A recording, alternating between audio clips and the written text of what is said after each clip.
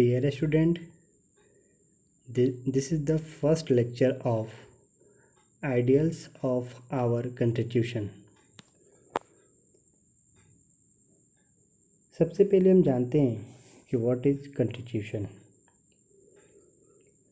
Constitution किसी country या institutions को ऑपरेटिंग करने के लिए बनाया हुआ कोड या डॉक्यूमेंट है।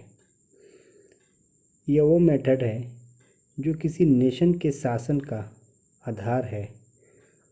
उसके कैरेक्टर, ऑर्गेनाइजेशन को निर्धारित करता है तथा उसके प्रयोग मेथड को बताता है।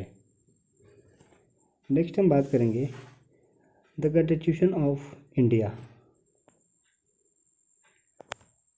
कॉन्स्टिट्यूशन ऑफ इंडिया इंडिया का सुप्रीम लेजिस्लेशन है जो कॉन्स्टिट्यूशन असेंबली द्वारा 26 नवंबर 1949 को पास हुआ और इफेक्टिव फ्रॉम 26 जनवरी 1950।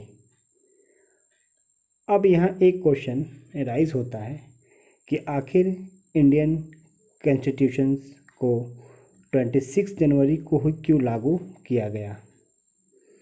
इसका आंसर होगा पंडित जवाहरलाल नेहरू की प्रेसिडेंसी में दिसंबर 1929 में कांग्रेस का लाहौर सेशन हुआ था और इस लाहौर सेशन में रिसोल्यूशन ऑफ पूर्ण स्वराज यानी कंप्लीट इंडिपेंडेंस पास किया गया था। यानी 26 जनवरी 1930 को इंडिपेंडेंस डे डिक्लेयर किया गया था, बट अपना कंट्री 26 जनवरी को इंडिपेंडेंस तो नहीं हुआ। इसलिए इंडियन कॉन्स्टिट्यूशन को 26 जनवरी को लागू किया गया ताकि हम इस दिन को भूल ना पाएं। नेक्स्ट हम बात करेंगे features of our constitution. India has the longest written and the most detailed constitution in the world.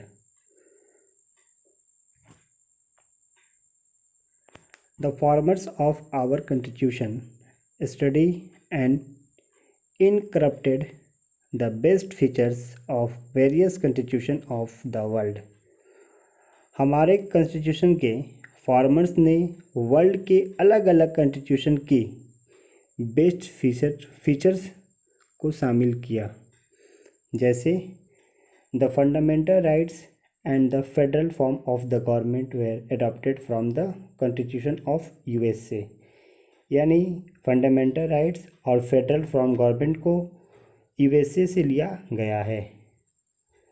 The parliamentary system और सिंगल सिटीजन्स को यूके यानी यूनाइटेड किंगडम के कॉन्स्टिट्यूशन से लिया गया है।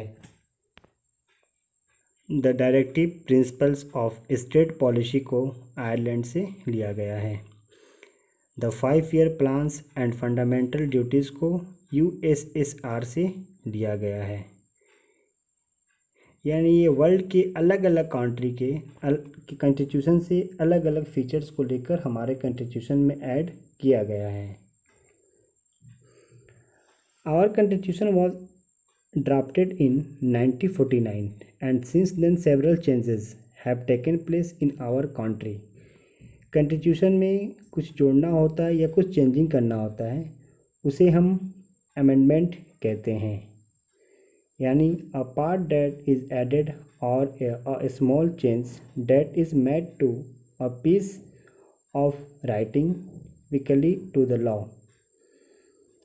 Amendment have to be passed by both the houses of parliament and must be approved by the presidents.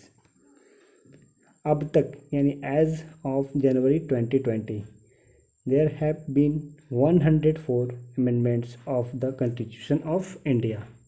यानी जनवरी 2020 तक इंडियन कॉन्स्टिट्यूशन में 104 अमेंडमेंट हो चुका है।